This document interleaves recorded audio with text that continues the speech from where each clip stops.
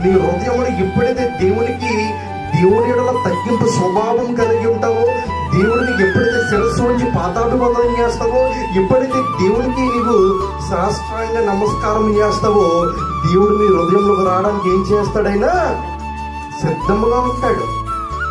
హల్లెలూయా. ఈరోజు నీలో గర్వం ఏర్పడి చేస్తుందా?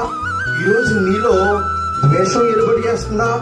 ఈరోజు నీలో అసూయ ఏర్పడి చేస్తుందా? ఈరోజు నీలో అహంభావం అనేది ఏర్పడి చేస్తుందా? ఇటువంటివన్నీ నీ హృదయంలో గూడు కట్టుకుని జీవిస్తున్నావా?